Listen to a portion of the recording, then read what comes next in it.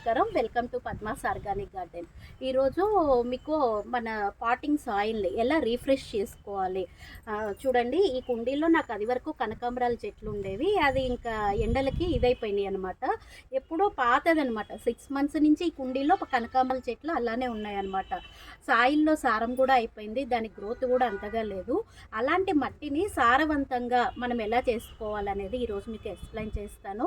కుండీల్లో ఉన్న మట్టిని ఇప్పుడు సమ్మర్ స్టార్ట్ అవుతుంది. కొన్ని కుండీల్లో చెట్లు అనేవి చనిపోతూ ఉంటాయి. అలాంటి సాయిల్ని మార్చండి. చూసారు కదా, నేను ఈ మట్టిని ఒక రోజంతా ఎండలో ఎండబెట్టాను అనమాట.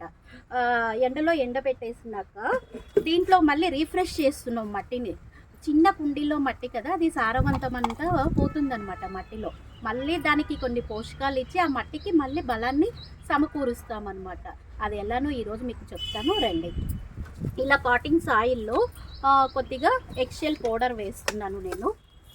కొద్దిగా ఎగ్షెల్ పౌడరు, బోన్బిలో కొద్దిగా వేపపిండి,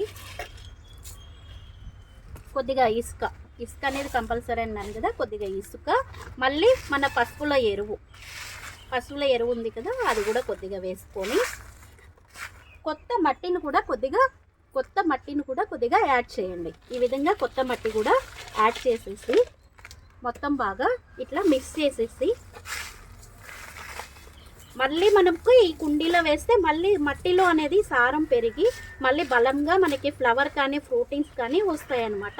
ఈ విధంగా కుండీల్లో మట్టి 6 మంత్స్కి ఒకసారి ఇట్లా ఈ విధంగా చేస్తూ ఉంటే మన చెట్లకు కావాల్సిన ఎన్ని పోషకాలు ఇచ్చినా కూడా కొద్దిగా మట్టి కాబట్టి దానిలో ఉన్న సారం అంతా పోతూ ఉంటుందన్నమాట.